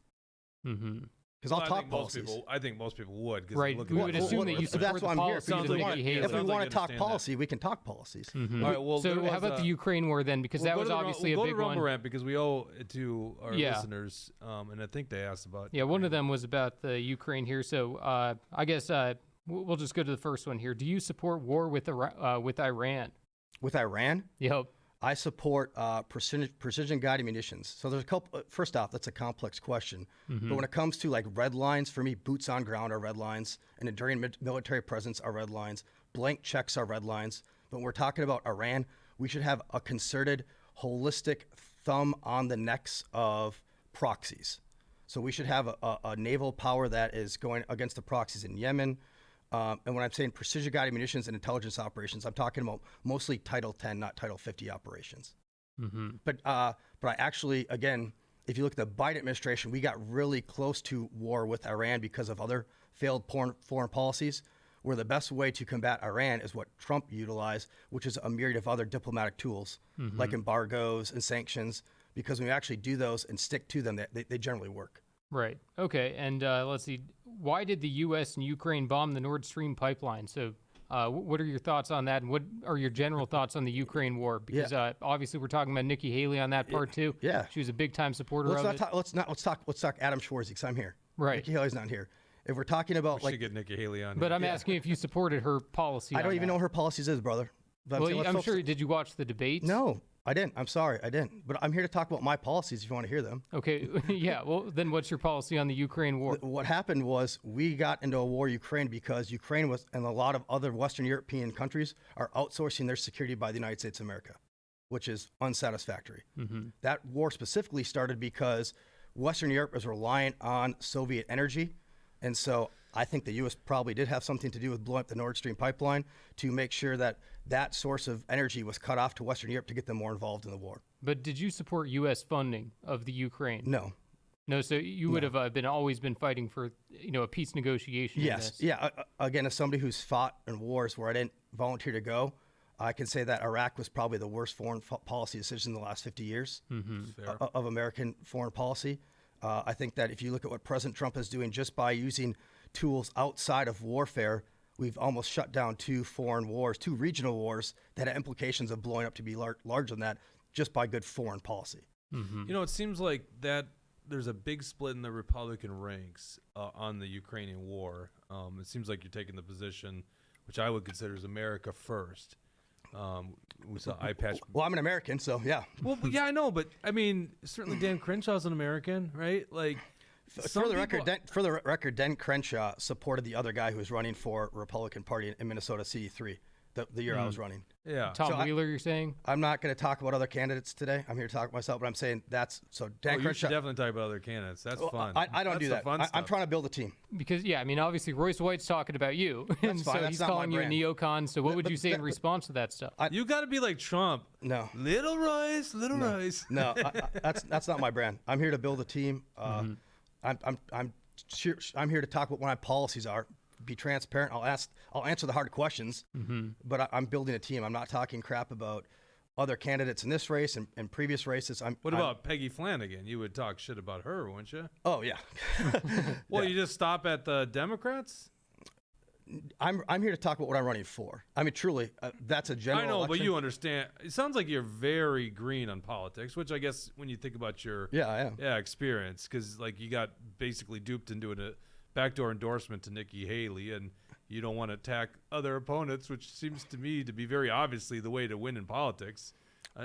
Right now, man, I'm just trying to be very transparent about what I stand for, and I want to get other people to join my brand and my team. Right, Well, that's fair. because So- a lot of it does sound good. A lot of it sounds like stuff that we're in complete alignment with. So that's why the Nikki Haley endorsement throws people off for you being listed on that press But again, her team endorsed me. I didn't endorse her. Right. Well, you're listed as a co-chair, as a leader for her. It's not the other way around. But let's be clear what that means. I didn't take any paychecks. I didn't do any sort of work. Right. There's nothing other than that sheet of paper. I wasn't tied to the campaign anyway. I didn't release anything. Right. If that's what you believe, though, then you understand that they were using you because. That's, Certainly. Oh yeah. Yeah, no, that was they used the Minnesota. Welcome to politics. Yeah, exactly. They used the Minnesota adopted Navy SEAL Marine. Right, they wanted a Navy SEAL on there, right? Obviously, that's for the press release too. And certainly. we got another Rumble rant here from Bragg Anser, $5 says, Adam, thank you for coming on the show. I, for one, appreciate the policy talk. And P.S. You are not dumb to have not given the girl a ring. No, he says you are dumb. Oh, you are dumb. Sorry, I misread that. You are dumb to have not given the girl a ring. She does look like a knockout on your website. Assuming that Burnett is the one with the pictures, so what the heck's the deal? See, you said you want to stand up. Let's talk about your policy. Can we talk about Rand? I'm much more versed in foreign policies than I am in personal relationships. I'll tell you. Okay, so Ukraine, you would not be supportive of any of this funding and any of the support? I would be supportive of selling our old munitions because right now what's happening is we're selling them our old stuff, and this is one thing that's happening that's good behind the scenes. Essentially, Ukrainians, this is in the foreign policy world, this is called the war of bloodletting, where we are funding a neutral party, the Ukrainians, to go against Russia. And while it's expensive, I'm not for giving them our current tech or giving them money. But if we're giving them our old stuff, very careful. If we're selling them our old stuff, and then they're also battle testing some of our newer stuff, we're not dying on the battlefield, and they're testing our newer stuff, so we don't have to battlefield validate it. But so you're fine with that policy? Because it does seem to me that's the policy, but they won't say that in Washington, D.C. I mean, what else? I mean, it's not Trump's policy, obviously, but I can't surmise any other policy from the Biden administration other than just bloodletting. Like, we're going to continue starving Putin with troops and resources. But that's exactly what it is. It's a bloodletting without an off-ramp. Right, but like how utterly stupid is that when you're like Putin, I think, is a rational decision maker. I disagree with his decisions. I think he's a terrible person. I think this crazy part on the right that all of a sudden acts like Putin's a good guy. I'm like, he's definitely not the good guy. But I don't think the Ukraine's a good guy either. Oh, no. It's a great Ukraine was ranked, Ukraine was ranked as the number one most corrupt country in Western Europe before the wars.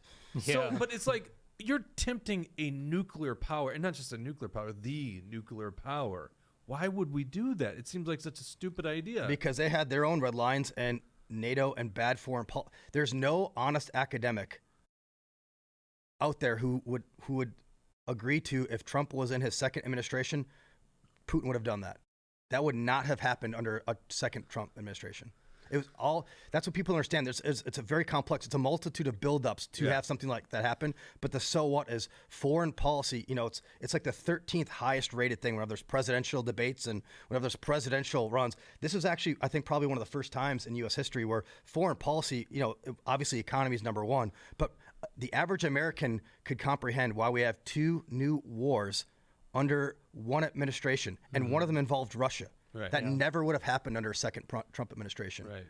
But I think the provocation of it was NATO expansion. Yes. I think yes, that's it was the biggest one. Yep. And of course that happened under Trump. They had like under 5 Obama. different overt red lines where Putin's administration said to the world, "This is a non-starter. We cannot accept this." And we just kept kicking every time. Yeah. Well, that to me seems to be the policy if you were to get elected is we need to advocate for this nonsense of stopping this NATO expansion. Well, not only that's that, clearly the problem here. Not only that, but America still has the audacity.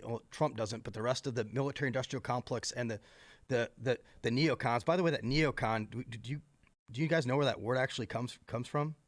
No, go ahead. Yeah, the etymology of neocon is actually the liberals after World War II, the Democrats that were for pro-war efforts. It's not even a Republican. It's right. It's for not Democrats. a Republican thing for sure. But the military-industrial complex. Biden administration. Yeah, but exactly. That's where it actually is a problem. Is American politicians who haven't served think that they have the moral high ground to do this institutionalizing and democracy exporting to other countries. We try to do it all over the Middle East with the Arab Spring that we're behind the scenes promoting. It just doesn't work. Unfortunately, I wish it was just those that haven't served. But I mean, like, and guys like not you and just me, guys like you and Democrats. me would say John McCain served this country tremendously. I mean, he was a POW for 5 years, so it's like tremendous service. But I mean, he was the quintessential neocon. I think Rumsfeld was the quintessential, but Yeah. Well, yes, fair enough, right? But I mean, McCain became the big honcho up at It's funny Capitol because Hill. back when I was younger, and I still have respect for him as a war hero and a veteran, but I would not have, 15 years ago realized how terrible those policies were for Americans. None of us did. Yeah. I mean, you and I I got in pre 9/11, but I decided to become an officer post 9/11. So for same kind of reasons as you want to enlist, and it's like, Badass, brother. well, I mean, Technically, I held up a bomb Saddam technically, sign. I'm a new guy to you. Yeah. I held up the bomb Saddam sign because that seemed to be the right thing, and I couldn't find Iraq on a map when I first went over there. I literally, I was already going to go try to be a SEAL, but then 9/11 happened. I was so excited to kill terrorists, and then I'm in Iraq, and it wasn't until like years later I'm like, why did I go to Iraq to kill terrorists? Like, again, a 18-year-old kid on my 18th birthday. Like thinking back, I just didn't know. Yeah. I was deployed in Kosovo. Most people have no idea where that's at. Yeah, right. Holy cow. Actually, when I deployed there, it wasn't even a country yet. So it's still Serbia, which was pro Putin, by the way. Yeah. Yeah. Well, Putin's been around for a long time. All right. So what was the other ones on that Rumble ramp? Oh, let's see here. There's a couple other questions here. Let's see. Does AIPAC influence Congress into war? So obviously, AIPAC is a big-time donor of lots of Is the Pope candidates. Catholic? Yeah. What's your thoughts on that? Well, I mean, the reality is, I think AIPAC funds both sides of the political spectrum. So I have worked with the IDF. I've worked with Israeli units to do very important mission sets. To go back to, it's a kind of a multitude question, but U.S. needs to be a friend to Israel because unlike any other country in the world, they actually take hits for us over there, so we don't take hits at home. But when we're talking about October 7th, Israel didn't need funding. Israel didn't need anything. What they needed is a damn leader on the world stage to say, you sent 1,100 people over there and raped and murdered 13,000 people. You cut off people's heads. You put babies in microwaves. You gang raped women in a circle while you cut off parts of their body. And then as you finished inside them, you shot them in the face. We are with you. We are with Israel until the last Hamas person has taken off this planet. That's what Israel needed. That alone, a worldly leader to say the truth. We didn't need anything other than that. But we What are needed the conditions with that? Because can they do wrong? So I don't think so. Again, people, because the mainstream media has made this like this big, huge thing. If you look at Hamas charter, if you look at Iran's charter, in their charter, it's to wipe Israel off the face of the planet. There is no open source reporting I have personally seen where it shows that the IDF or Israel is going after civilians. Certainly, there's a lot of collateral damage. A lot of collateral damage. There's like but destruction in but Gaza It's not Strip. 100%. reciprocal. It seems, obviously with October 7th, that was, like you said, it was awful. But how long does it need to continue before, they're going to say wiping out every single Okay, Hamas? I mean, but, you say it's not reciprocal, but keep in mind Hamas's whole deal is every Jew needs to die. Every right. and But so it sounds like That's not a Israel's 6-year-old. But Israel's response to that is to kill every one of them let's too. put this in American context, By the though. way, that's the guy in the dark area there. You Yeah. hear Yeah, it? but if there was if Al Qaeda, if Saddam or Al Qaeda, the center of Al Qaeda, they built a school or they dug a tunnel under like a school, would we go get Al Qaeda? Americans? Absolutely, we would. Yeah, but I wouldn't say bomb a whole city just to get. But they're the not guys bombing a out whole of city. town. They're doing I mean, precision you've seen- guided you've munitions. You've seen. Yeah, images they of are Gaza leveling the Strip. city, but again, It's they're leveled, moving and their C2. The Hamas they have to move. They're mobile. They're moving their C2 networks around the city, and then they. No doubt, this is a tough Yeah. battle Right, for they're them. And using Israel has people a as- right to defend Yes. itself. Right, and they're using women as children as human shields. Yes, so- exactly. and they're Yes. doing things like They keeping, blow up their own parking garage with hundreds of people, and then try to put it on the IDF. right, Right. and shooting from a church or mosques and whatnot. So Yes, there's all kinds of those problems are all that go on. terrorist But shit-heel tactics. They shoot rockets from a church, and then the counter stuff that's automatically set to go because it has to defend the nation of Israel. The counter stuff goes, and then it blows up the church, and they throw some children bodies in the back, or they'll actually force children in there So children get killed, but they're getting killed by the Hamas people being put in the church. That is those are the things I know to be happening. And so I feel I'd like to happen- see the U.S.'s involvement as a peacemaker in this sort of Right. thing right now. Oh rather yeah, than, that's my point, brother. Is that we Okay. should be providing intelligence sharing because they have a $3 billion, we have a $70 billion intelligence apparatus. Should be sharing intelligence, and we should be on the leader saying we support Israel wiping the terrorist organization Hamas off the face of the planet, and that's all they really need. Yeah, but that's the problem. So I couldn't deny what you're saying, that is a tactic Hamas uses, but that doesn't describe everything that they've done. And it's like, to me, What do you Israel's mean? not an innocent party here. Well, they do. The civilian population, especially women and children, the deaths in Gaza Strip are immense. It's terrible. Like, it's not reciprocal at all. Of course, it's not reciprocal. Only the wacko Their military lefties- capabilities aren't reciprocal. Right, but yes, sure, but that doesn't mean we bomb apartment buildings. We're not bombing. IDF's bombing, but Sorry, IDF. Correct. Yes. but when they're But of course, we support Israel. I get in this. I support Israel wiping off Hamas. I'm not supportive of collateral damage. I'm not supportive Well, I of know death. that's what I'm saying. So when you Yeah. made that statement, I go, well, it's like, but it's almost as if Israel can't do wrong in this. No, certainly. So they certainly can- No, certainly they can do wrong, and I'm certain there have been mistakes. I'm certain there's been Tragic excessive. mistakes in my estimation. I mean, I'm certain there have been more than a few bombs that have gone off target or mistimings of targets or whatever. But that is war, and Israel did not start this war. You've been in war. I've been in war. There are many accents in war. My point is that I do not believe, from the things that I've seen, that Israel is intentionally doing. They're not intentionally increasing the collateral damage. They're not going after women and children. Maybe they could be more risk averse, like their CDE calculus, collateral damage estimates, what we use when we're going to do all our precision strikes, and depending on what kind of mission we're doing, we have to do our different calculus. Certainly, they could be running more conservative risk calculus for their armaments. But I would like to think that if your sisters were raped in a circle, you'd be very probably loose on those risk assessments as well. Yeah, but I would hope not, because, well, okay, so here's maybe an example, like Cain Velasquez. I guess I don't know who. I just see this thing. I don't know who IPMN is, but I see on there like I think it's Libertarian Party of Minnesota, isn't it? LP. Yeah. Okay, I would just like to say I'm pretty versed on this stuff. I mean, both from a being What there is it and saying? then What's it say? academically. Yeah, they're saying Adam doesn't know the history of the region, and he believes the fake news headlines not great on Israel. Well, so, I yeah, guess feel free to just I respond. don't know. Maybe I shouldn't have looked up there, but Yeah. I've been there many times. I've fought in 70 countries and 9 deployments, and I also have 5 master's degrees in these things. So I got my undergrad, and not that like degrees make you smart, but I think they help me get smarter on other than just being a knuckle dragger.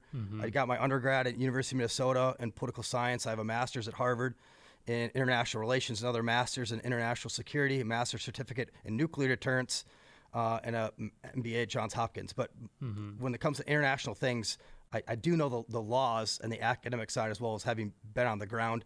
And to say that I follow the mainstream media, no, I don't. I have people on the ground, and by the way, I also have a lot of Arab and Muslim friends who I also talk to in the region as well. And so, how do you think, like the October 7th attack, there's, conspiracies and rumors out there that, Israel isn't doing an investigation into it until the war is done. But it sounds as if certain things were told, or elements were told to stand down. I don't want to get shot, but that is a weird thing. Yeah, sure. I don't want to weigh into it. I'm just saying it is very weird that you had a $3 billion intelligence apparatus, the Israelis. We have a $70 billion intelligence apparatus in the United States of America, the largest, most robust in the history of the planet. Anything that leaves that country that's electronic, aka it's ones or zeros, it's processed, exploited, and disseminated. So any text, any email, any phone call, the fact that they are able to get 11 to 1,300 people over there to do that in an extremely coordinated fashion, that's wild. I'm not saying so you would anything. support an investigation into understanding the Well, details hold of on. Now's not the time. it. Yeah. I am always for, just as a pillar of what I'm running on, transparency in government. Truth, right. Truth. Yep. Like I'll come before you, like ask me the hard questions. I'm an honest broker, but I'm for truth. And again, what we've seen in our own government is a lack of transparency and truth. And I'm that's true. again, what I love about this administration specifically is they're just shaking all the sheets out. Yeah, right. Yeah. All right. Was there any other questions on that? Sorry, I shouldn't. Maybe I looked at your thing. I saw that he doesn't know what he's talking about. I'm Yeah, like, right. Find somebody who's been more on the ground or got more education on these things. According to Douglas, what's his name? Douglas Murray, you have to be in the country to know about it, right? Don't worry too watch hard. that debate? People in our comment sections tell me all the time I don't know anything either. Well, they didn't get that one right there, Dawson. I'm looking at her sheet. Let's talk about Tom Emmer. What are your thoughts on him? I don't have a relationship with him. I just know he's the majority whip. He's the third most powerful Republican in the party. Congress, right? Yeah. Yeah. No opinion on the guy? I mean, I've met him once when I was going to run for CD3. I met him once. It's the only time I ever talked to him. Very political answer there. I don't want to get misendorsed or something. I don't know, or endorse somebody. I don't know. Sure. And so what do you think about, the condemnation? We think that's coming from the Emmer camp and whatnot. So there's a condemnation effort that's being done by the MNGOP to condemn Action for Liberty, which obviously represents the most I'm not hardcore gonna lie. grassroots MAGA I've people. heard that there's like a warring thing right now in MNGOP between It's the established. front of the Sunday. Well, I don't read Star this. I don't Tribune. read the Star and Sickle. I don't so. either. Yeah. Do most Yeah. Republicans? Better off What I don't know that. idiots. Yeah, no. Again, this goes back to what I'm trying to do. Like, Yep. I know there's like a lot of infighting right now. The good news is I don't have any part of any of it. My goal right now is to not make enemies. I'm trying to say this is a historic opportunity. We had a U.S. senator who's so corrupt that she had to step down.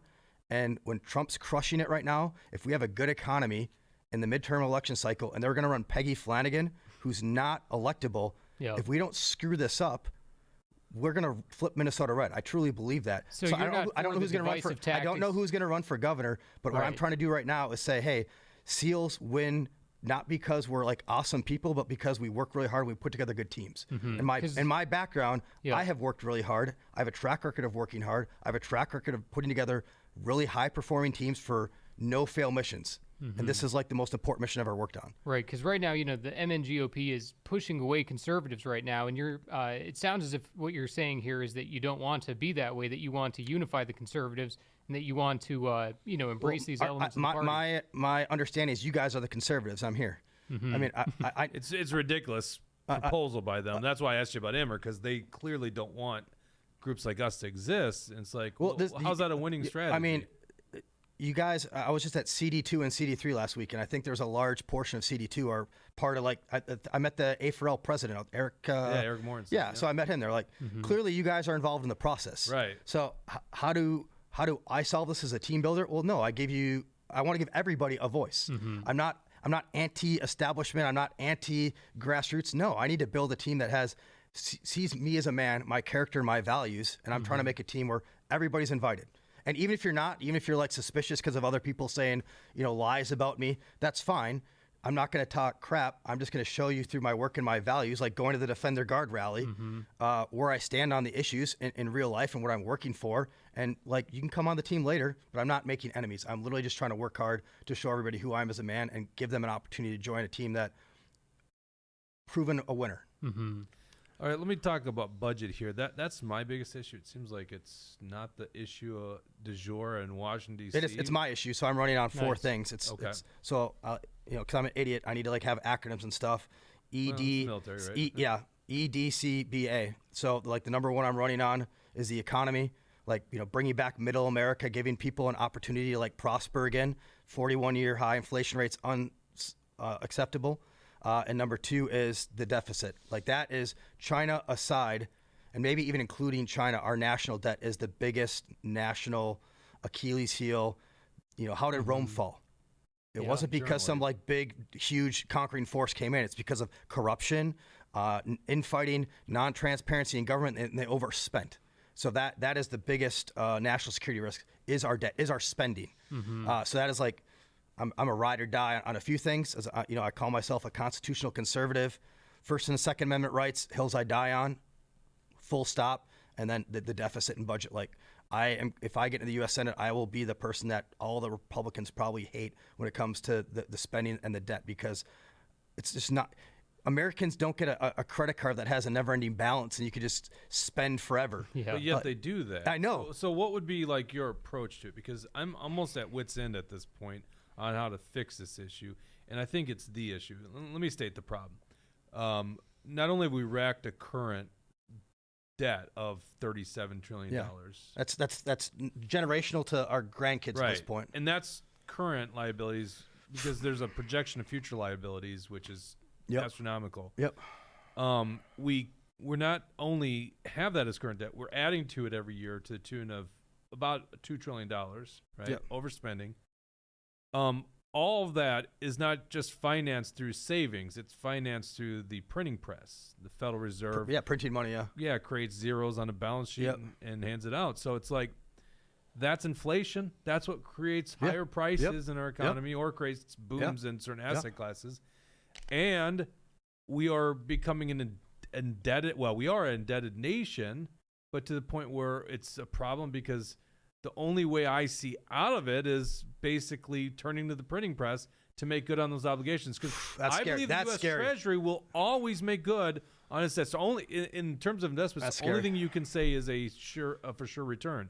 So I'm just at what's in. Like the Republicans at this point don't seem at all interested in solving the problem. I almost to the point, and maybe Elon is right and serious about Doge, but it seems like anything that Doge has identified is not going to end up in a budget, and they're going to continue with the largest deficits we've ever seen. So how do you solve it if you go out to Washington, D.C.?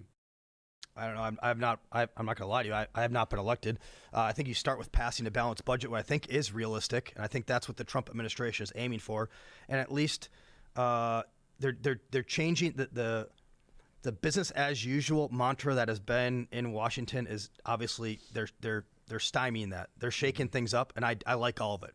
Because the spending that we've had over the last 70 years, ever since World War II, where we went off the gold standard, then the dollar, and all these different things, these have all been disastrous for the economy, but also causes instability and chaos and causes wars when we do these things.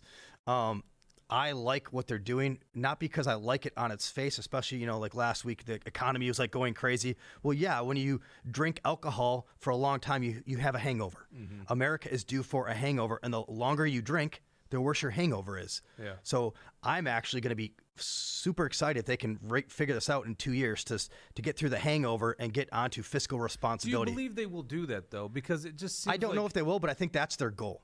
And again, whose goal, though? I think it's the administration's goal. I think it's Trump's goal. I think it's Doge's goal. But Congress has the Congress power to sucks. purge. Congress sucks. I mean, I don't, and especially with Congress actual, and we're going to talk about the U.S. Senate. It's a bipartisan issue because both these people, both parties, they have to get reelected every 2 years, and they all want to give their pork to their constituents. So if they don't take the meat, then they're held accountable by their own people that are voting them in. The system is set up for failure, which is really sucks to like when I try to wrap my head around it because, again, constitutional conservative, there's two documents I care about, the Bible and the U.S. Constitution. They're the most impactful documents. That is what set our nation up for success. Have been all over the entire world. Nobody has the Constitution. It's like the foundation of our house that just made everything else possible. But the system now has been so corrupted by corporations, by elections. I don't know how you fix the Congress side of it. The president has, I guess the good and bad is I also don't like there's so much executive power now, way more than they're supposed to be. But that's also only because Congress doesn't do their job. They punt the football up to the executive administration, and then they never get those powers back. Right. So it's like, how do you fix that? Because Congress refuses to pass a budget and do their job, and now the president does it. He will likely only get 4 years because he won't get a second year term when he's doing the stuff that Trump's doing right now. These are hard decisions. Yeah. Would you ever see yourself, or would you ever vote for an unbalanced budget or one of these CRs that continues running up the deficit? That runs a deficit. I can't say with 100% certainty. I don't know the other atmosphere because I can't predict the future, but I'm telling you that like the budget is like, I think that is the biggest national security. Like, that's the starter. Like if guys like you and you get to Senate just say, I won't vote for it. There's no way I'm voting for another budget or CR that isn't balanced. That's the start of actually turning this thing around. Yeah. But too many people leave this opening, and then that opening grows and grows, and then because the Senate in the reconciliation process. I'm just not a liar, Jake. Like I don't want to say like under 0% will I ever do that. And then there's like this weird thing. I can tell you this though. You seem to be very honest on this. Yeah. I can tell you this. You don't know how to do it, but it's like it's the number one. I can tell you this. If I ever do something like that, is 100% against every fiber of my body, and at least before I would put my vote, I would come tell every Minnesota, every grassroots person, this is what's going on. This is why. I'm not going to lie to you. I'm going to do this thing. I can't imagine why I would. Frankly, I can't imagine this scenario in my You head. get a call from Trump. Trump I makes That one call works for a lot of sometimes. people, doesn't I it? can't imagine why I would, but yeah, because that's just against every fiber of my body. But again, transparency. Like I would at least have the testicular fortitude to come talk to everybody, say this is where I'm going and this is why. And before I cast the vote, like let's have a shakeout. Like Yeah. I hope to be a senator who is the most engaged with not only A4L, not only the Republican Party, but like hopefully get moderates and people that are like catchable to, why our government and why America is beautiful. Like I'm trying to build a team for everybody, right? Yeah. Of all the Navy SEALs that have transitioned into Congress, You say transition, I was wondering where you're going. actually there was one. There's two in my task unit. Really? Wow. Yeah, two in my task unit 12. I was familiar with Chris Beck. Yeah. Went Kristen Beck, and now Yeah. it's back Chris Beck. Yeah, In fact, Sean Ryan had him on detransitioning, yeah. whatever the hell that means. That one really gets me. So there's you weren't referring to Chris Beck, were you? No, there's two. There's two other? There's two in my task unit of 12. 2 of the 12. That's crazy. That stuff blows That's my mind crazy. because I wild. don't like. You can't find a more alpha male job than Yeah, and not only that, these are like screened to do the most, right. the tip of the beyond the like, whatever. Yeah. They are turning the frogs gay, aren't they? Something's going on. Of all the Navy SEALs that have made the move to Congress, which one would you say you would most likely vote like or probably operate? Senator Tim Sheehy. I mean, he's already endorsed me, so that's actually pretty cool to have a U.S. senator already like on the team. Yeah. So I'm essentially. Did you know him, by the way, when you were? No, I didn't know him. his I didn't know him background in the community, but he was actually also at that undersea entity that does the very important things. But he was actually also a Minnesotan.